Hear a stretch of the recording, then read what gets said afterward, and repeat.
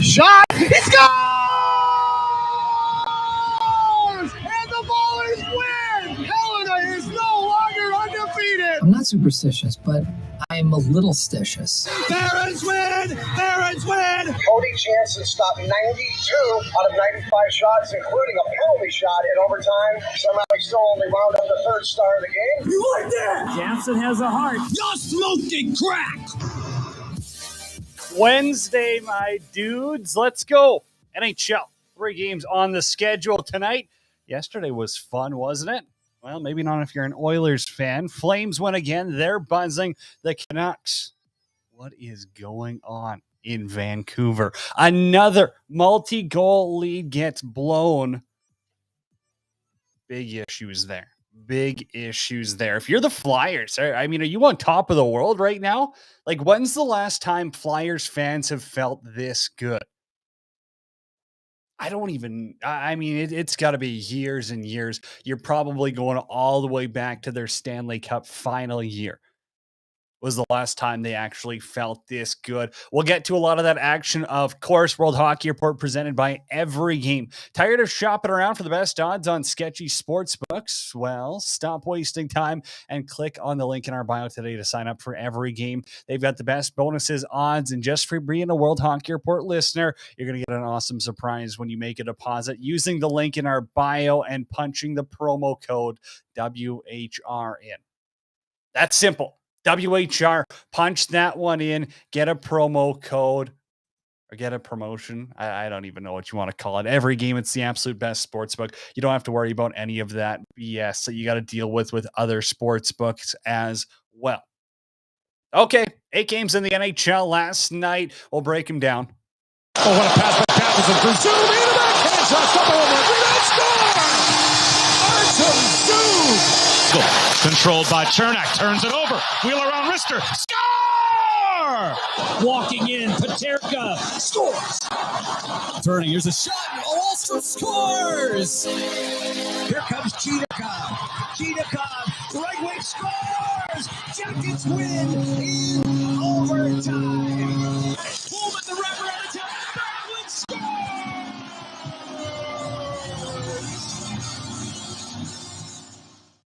A lot of good action last night. Okay, let's get some final scores out of the way. Anaheim loses to New Jersey 4-2. Columbus comes back on Vancouver, wins 4-3. Of course, Canucks, they were up by 2 in that one. Ottawa hammers Boston 7-5. They put up a touchdown on the Bees. Isles get past the Sharks 5-2. Buffalo doubles up the Oilers 4-2. LA over Nashville 4-3 in a shootout. Flames 3-2 winners over Vegas. They got to be feeling good about themselves. A couple of bounces didn't exactly go their way. They fought through a little bit of adversity, and they came out on top. But can we hit the rewind button quickly and talk about how insane it is that the Flames were offering free beer at their game? I don't think we got to talk about it last week. Free beer at at a Flames game. That's incredible. And then you want to go up to QE2 and look at the Edmonton Oilers. They're on a 2-game losing skid. I get it. It's 2 games. It's early. They're 3 games into their season, but you should not be losing against the Buffalo Sabres on a Tuesday night when you have the likes of Connor McDavid and Leon Draisaitl fully healthy in your lineup. You got to find a spark somewhere. The Oilers have to find it because all of a sudden, you let a couple of these games slip away. Well, now come playoff crunch time, you're battling for a home playoff spot. Are you going to look back at these and go, well, damn, probably should have showed up a little bit earlier. It's been slow starts this season. They haven't got the goaltending they've needed. And frankly, Buffalo was just the better team. They're getting ridiculous goaltending. Eric Comrie was awesome. Craig Anderson's been good this season. He has a 9.72 already this year. I mean, yeah, maybe some bounces don't go the Oilers' way. Yeah, they run into a hot goaltender. There's no excuses in the NHL. Ask the Vancouver Canucks right now. Excuses are for losers, and right now the Oilers have lost 2 straight. We got to talk about the undefeated teams. We keep the list rolling here on World Hockey Report. Calgary, Dallas, St. Louis, Carolina, Philly. What's good? 5 undefeated teams right now left in the NHL. Retro reverse jerseys getting dropped. I know some of them have been leaked. I don't really see the big deal. It's huge on Twitter. We keep getting people asking us about it. Maybe I'll give some thoughts later, but to be frank, if I had to just pick a general assumption right now, it's a whoop-de-doo. It's a sales tactic. The NHL is going to sell them. They're going to make some money. Good on it. It doesn't affect whether I watch a hockey game or not. Like I do not let it affect my life in any way, shape, or form. I can't believe people are going this crazy over it. Okay, quickly, NHL leaders here. Stamkos has 6 goals, despite the loss yesterday. Panarin's got 10 points. Doughty's averaging 27 minutes and 44 seconds of ice time. I thought that was insane to lead. Craig Anderson's got a 9.72 save percentage. Flyers are 3-0, though. Straight Off the Pipe podcast is in here. Interesting. The Saddle Dome is taking a page out of the Atlanta Falcons Mercedes-Benz Stadium with their concessions prices. Is the Saddle Dome crazy too? Straight Off the Pipe, let me know. I know it's wild at Rogers Place. I know it's getting absolutely absurd there. And you know what? It's different for every market. I know ticket prices are a hot topic. People wanted to talk about that. People like to complain about it. People are surprised Seattle's expensive. I mean, just take a trip out there and you would know it's expensive. And before we're going to step aside here and get to our next guest in a second, we did throw it out though on Twitter. Flyers fans, how do you feel about the start of the season? Adam's in here. For me, I say it's still way too early to tell. I remember one year Montreal started the season 9-0, but finished the season out of the playoffs. Not a clue. Not a clue what year that would have been. 9-0. I don't know at the top of my head. I mean that in a good way for me, actually affordable. Oh, okay. Well, yeah, probably Saddle Dome's affordable. You don't have bills to pay there. That place sucks. Sean Forrester, whether you're a fan of Torch style or not, the fact that he gets results for a period of time usually doesn't last, but he seems to be able to rally the troops, get some results. Well, he's got some results, and we're going to ask our next guest if that is actually something sustainable when we come back here. It's World Hockey Report Live. We're coming to you on Heavy Hockey Network.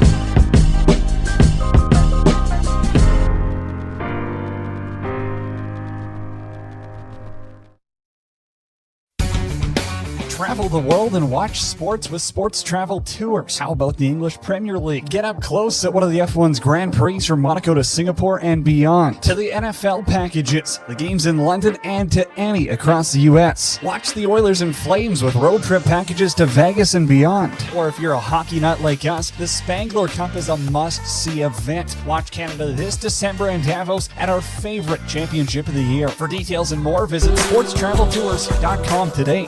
Get ready to win with Billy's Smelling Salts. Billy's Smelling Salts are for gamers, athletes, and competitors alike who want to get in the zone. Us at World Hockey Report teamed up with Billy's, and if you use the promo code WHR when checking out, you'll save yourself some money. The highest quality smelling salts in the game and at the best price point if you use the promo code WHR on Billy's. Billy's Smelling Salts. Get ready to win.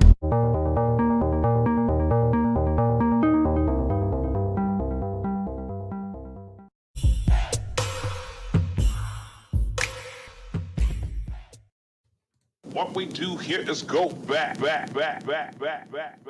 It's World Hockey Report. Cody Jansen coming to you live, the beautiful province of Alberta.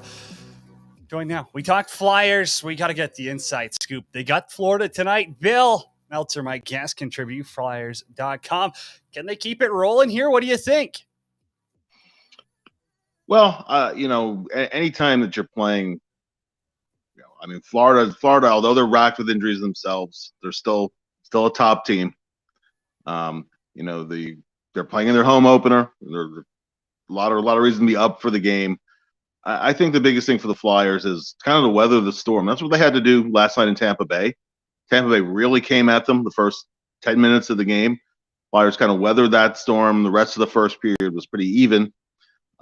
Did fall behind by 2 on a couple Stamkos power play goals. And then they found a way to battle back and to win. It's probably going to have to follow a similar kind of a pattern where, the Flyers weather an early storm and then can find some equilibrium and get going from there. Is it sustainable? Well, truthfully, last year the Flyers were a team that only won 5 games all year when an opponent scored first, and they didn't win a single game. The only team in the NHL that didn't win a single game when they trailed by 2 goals at any point. Well, now, all 3 games this year, the Flyers have trailed first, and each of the last 2, they've fallen behind by 2 goals. So that's not something you have to duplicate very often. But the biggest thing is that under John Tortorella, they're starting to discover an identity and more resiliency, and I think that's the biggest takeaway so far, truthfully. Bill, did the Delorier Maroon fight settle the team down yesterday in the first period that kind of said, hey, we're here to hang with the big boys? I think that it did. If you look at the rest of that period, the 10+ minutes, it was a fairly even period after that point. I do think that the team found a little equilibrium from that. And listen, sometimes you have a fight and there's no spark whatsoever. Last night was one of those nights where it actually did have an effect. So, and John Tortorella has been quick to credit actually a couple situations with Delorier so far. In the first game, a couple big hits that he delivered before the Flyers scored 2 quick goals after that in the second period, and the fight last night. I don't think that's how much did it turn the game around? I don't know, but it certainly did provide a little bit of a spark when they were getting a little bit overwhelmed and getting their doors blown off a little bit. If nothing else, was just a breather in game, and they were able to reset from there. So that's been one of the things that I think has at least helped resiliency wise.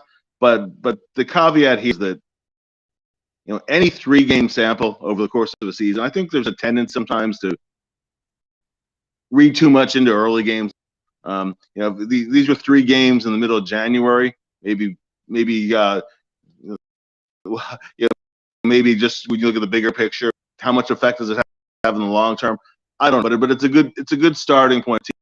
Team that needed something positive to build off of. Well, I'm not saying it turns the tides in the game, but I think it makes everyone play a couple inches taller. And I think it makes, the team have a little bit of confidence that says, hey, these guys aren't going to bully us around like Pat Maroon, Corey Perry have done to the rest of the NHL over the past 3-4 seasons. But you've seen the Torts effect firsthand now, small sample size, only 3 games. Do you think people are buying into his system in Philly now? Do they think people are a little bit more accepting of what he's going to bring and, for lack of a better term, his hard-ass style to the team? Yeah, and certainly the players had better buy in. They're going to play for him. He has shown in his previous coaching stops in the NHL. He truly is a coach that will bench anybody. So he doesn't care who you are. So if they don't heed, they're not going to play. You're not going to play for him. And it's funny. Towards the end of camp, one of those cuts was Zach McEwen, and I'm not he's a lying guy, but when he went down to the AHL, one thing the Phantoms coach Ian LePerriere did was he couldn't say enough about the great attitude that McEwen went down with. That unlike a lot of other guys who maybe spent more in the NHL, and they find themselves back in the American League, it's not uncommon for a guy to feel a little sorry for himself, sulk a little bit, need a couple of weeks to refocus himself and get going again. And so LePerriere made up to praise McEwen for his really positive attitude. And I asked Torts about it the other day, and Torts' response was, "Well, he better have a good attitude. And if we have to worry about a guy's attitude and going down, he's going to get stuck there." And that's Torts in a nutshell. I mean, he is a hard ass, but I also think that there's a reason why he does what he does, and except in Vancouver being the one big exception, he's actually had Longdy in his other stops in the NHL. And in Columbus, he got some teams overachieved there too. So I do think it can work for a period of time, not just half season, one season. I mean, ultimately, listen, he's going to have to squeeze as much as he can out of this roster. It's a roster that a lot of players who have better talent in their core, but it's unproven guys and guys who've been underachieving to a degree. That's really what he's trying to turn around. So, will it last? Will it work? I don't know. over the long term, I don't think anybody knows. But I do see the early signs of a team that believes in what he's selling. Aside from stopping the puck, what's different about Carter Hart this season? What have you seen different in his game? Well, I think it's a degree of resiliency. And Carter's had shown resiliency before. I mean, honestly, last year it was almost two different seasons.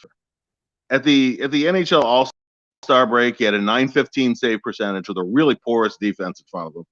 It probably cost him about half of a percentage point to even 1% off his goals against. He should have been in the .920 to .925 range if the team had been better in front of him. So that's really what a top goalie in the league should be around anyway. And then after the All-Star break, he was injured a bunch. He played very well. The team certainly didn't play well, and it pulled his numbers at report and pulled everything down for the season.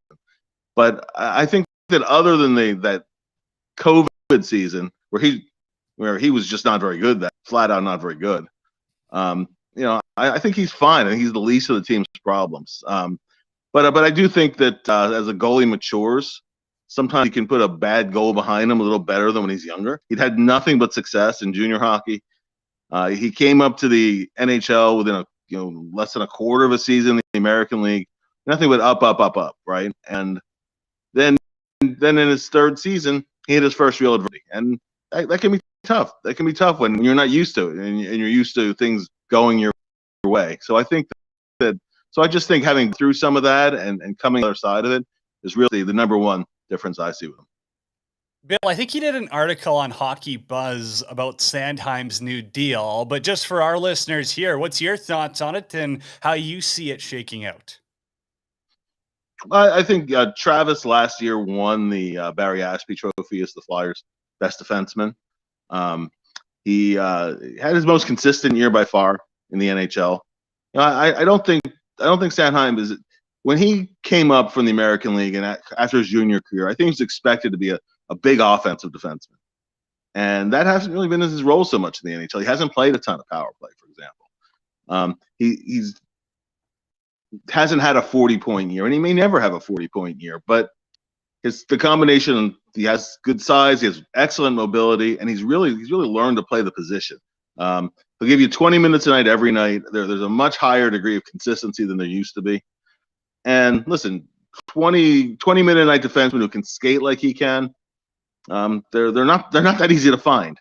And if you draft them, it's a long process to develop them. And he's been through the ups and downs of development. So when the Flyers signed Rasmus Ristolainen to a pretty long-term deal, controversially so, I might add, I think the whole idea was to keep his pairing with Travis Sanheim together, because they seem to click together. So I'm not surprised that they re-signed him or for a long term. I thought they didn't get it. He didn't get any bargain on the contract. They had to pay open market value to get him locked up. But it's a player that they needed to re-sign. If you take him out of that lineup, then all of a sudden there's a huge hole. That's 20 minutes that I have no idea who would replace. And that was on a team that was already struggling. So I could see the argument to go, well, if you trade him now ahead of the deadline, whatever, you get higher trade value on him. And I understand that. But you're still trying to build something too. And he's still young enough to be part of a team as you build something. So I think it's a deal that made sense for both sides. The ball was in Sanheim's court as to whether he wanted to pursue free agency or whether he wanted to resign. So, that's one less thing to worry about, and truthfully, not hanging over him and over the team all year. Flyers Cats tonight. You got a pregame article up on Hockey Buzz. Talk to me. What are the keys to the game, and what do the Flyers have to do to pull off another upset in a home opener? Well, I think anytime you're playing a back-to-back of 3 and 4, your opponent is rested. Regardless of opponent, you have to have shift discipline. You can't get guys for long periods of time.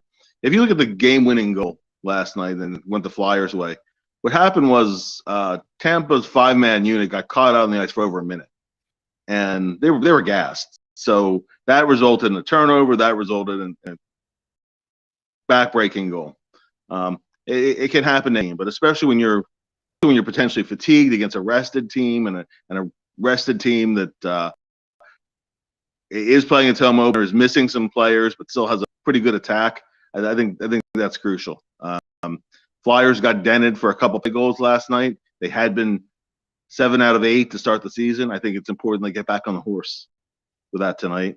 I don't know yet who's in goal because they have a morning skate today, but obviously goaltending is crucial, and they've gotten pretty good balance offense too. So they get goals from a couple different sources. And I would say that would be the other key. Bill, I got one more for you. Are they a playoff team? On paper, it's hard to say that they're that right now. I think there's 79 more games to go. On paper, they're still not a playoff team as you look at the talent around a pretty tough division. But I think that they have the capability of being a team that overachieves, maybe even significantly overachieves relative to the expectations. The problem is that the Flyers get to 80-something points, say 82 points this year, right? They get 82 points. It would be massive overachievement. You're still about 16 points short of the playoffs. So it has to be a process. So if I had to sit here today and make a prediction, I say no. But I also don't think that they're nearly as bad as some people said going in. Follow him on Twitter at Bill Meltzer. Hey, thanks so much for the time. Enjoy the game tonight. My pleasure. Anytime. Back after the break on World Hockey Report.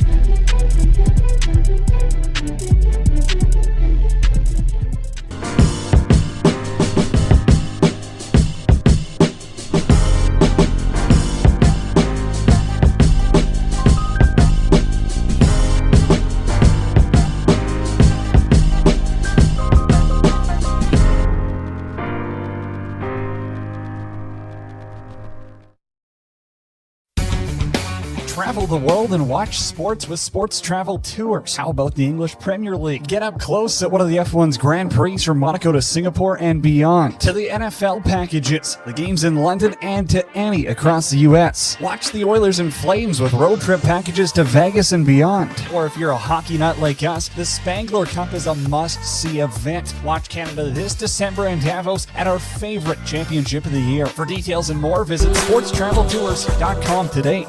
Get ready to win with Billy's Smelling Salts. Billy's Smelling Salts are for gamers, athletes, and competitors alike who want to get in the zone. Us at World Hockey Report teamed up with Billy's, and if you use the promo code WHR when checking out, you'll save yourself some money. The highest quality smelling salts in the game and at the best price point if you use the promo code WHR on Billy's. Billy's Smelling Salts. Get ready to win.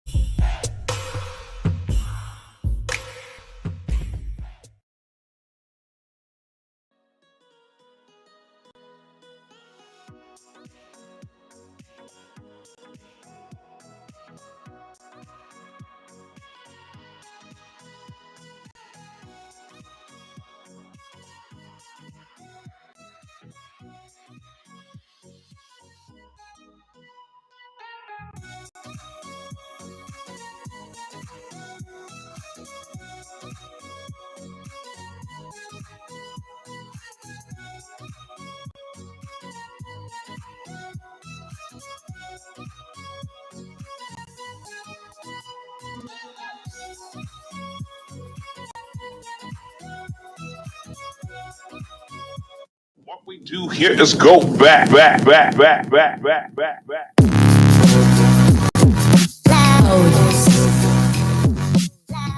It's World Hockey Report. Cody Jansen with you on Heavy Hockey Network. Eebs is in the chat. Good answer, Bill. Lots of season left, but hell of a start. Fly Guys, 3-0.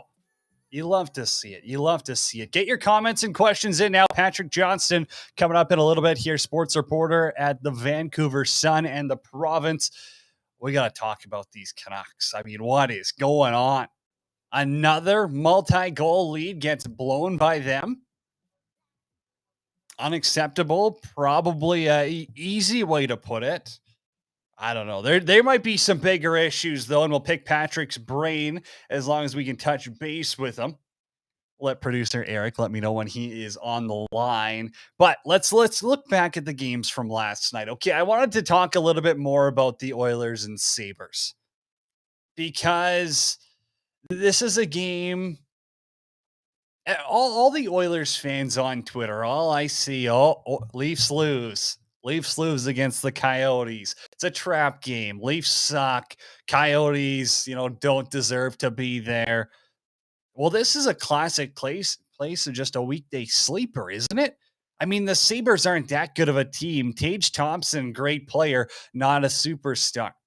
He's a top 6 forward on the Oilers. Sure, he's not near. I mean, he's probably one of the fourth best forwards if you put him on the Oilers. This is a classic case of a team that showed up. They played lazy. It's a bad start. Say what you want about Eric Comrie. Yes, he played good. The Edmonton Oilers were not a good hockey club last night. That's a huge issue. You got to be able to show up. I know it's only game 3 in this season. I know that there's a lot of hockey left to be played.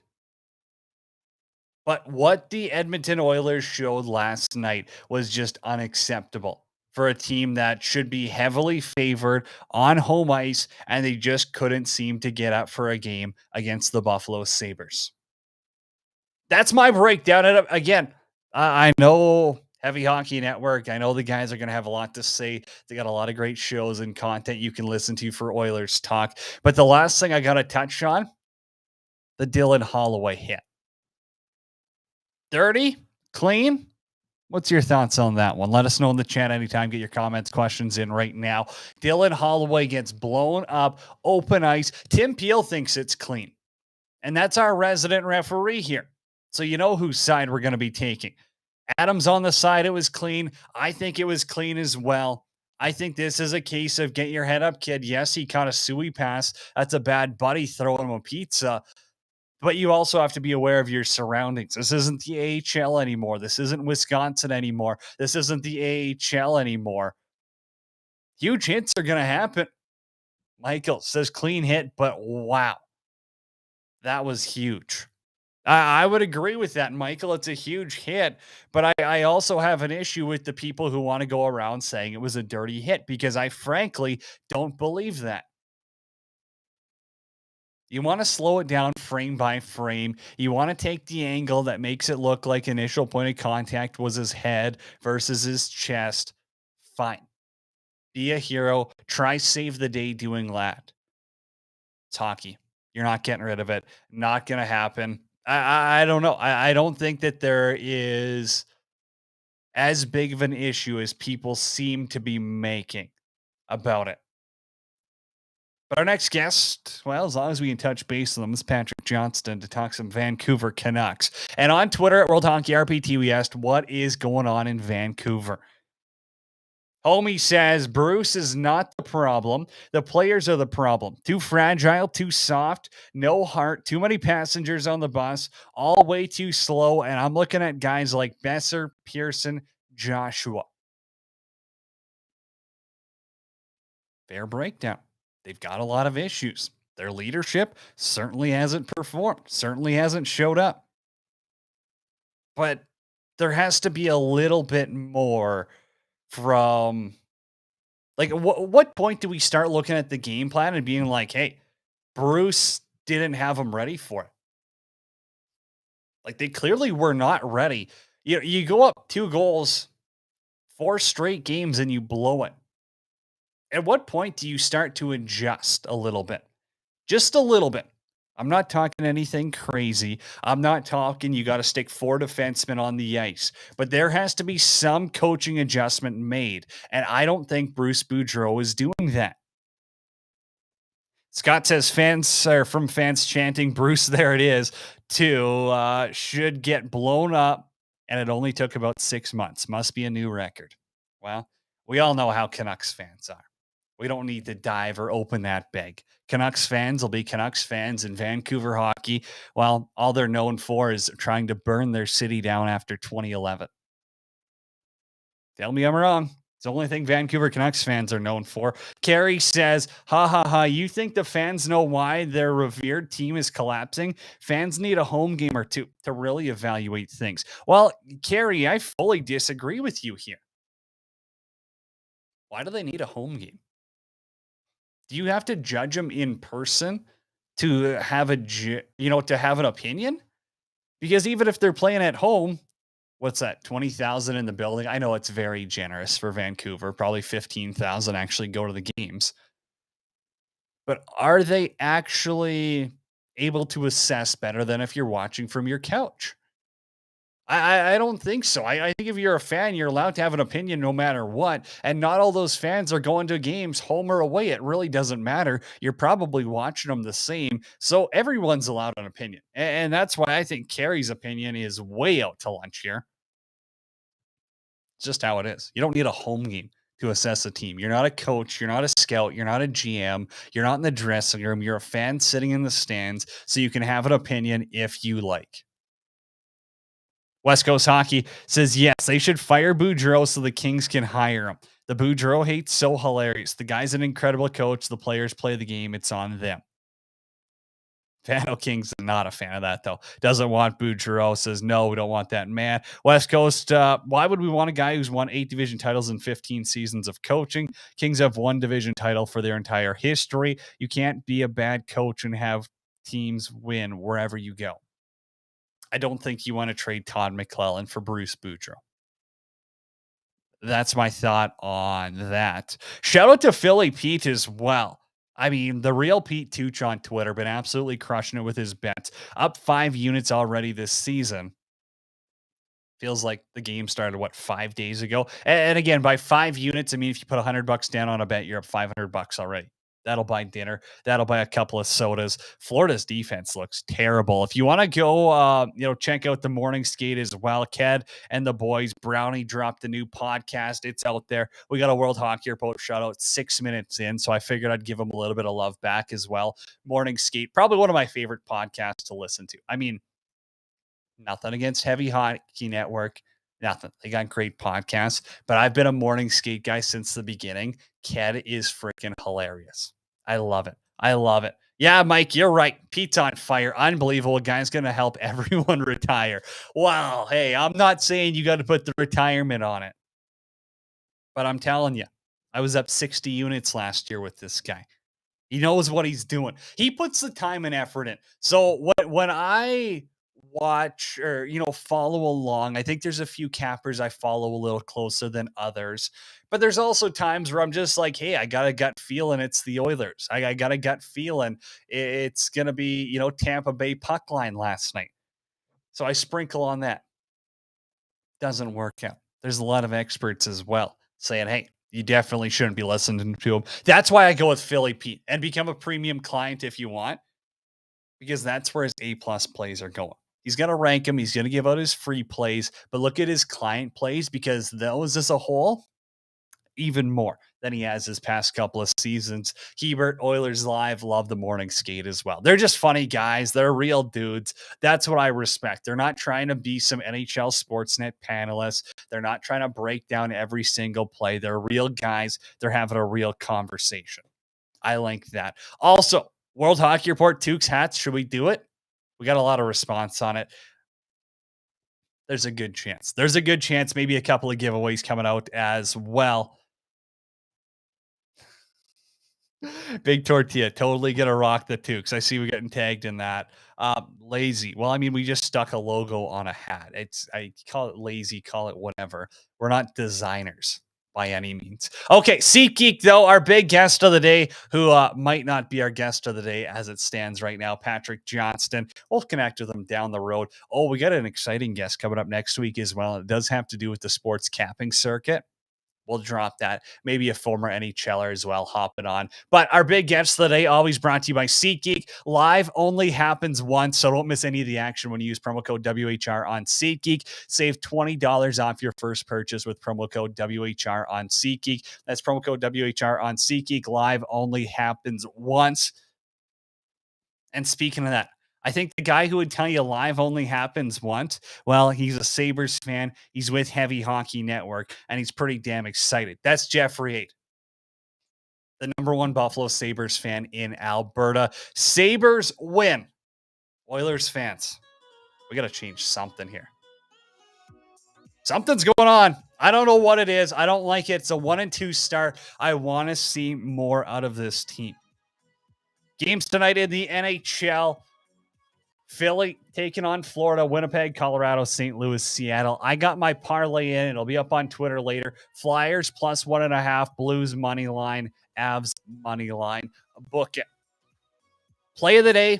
Pete will tell you what it is. I'm thinking I'm going with, Flyers plus 1.5. I think that's too good to pass up. The Panthers are banged up. It's a home opener. The Flyers are buzzing. Let's eat. You want to go real crazy? Hit me with this one. I'm up on every game too. Use promo code WHR on every game. Get a deposit bonus. Go with this. It's a little crazy. Philly, St. Louis, Colorado. All on the money line. I'll leave you with that. My favorite people in the world, World Hockey Report listeners. As always, everyone, be kind, be better.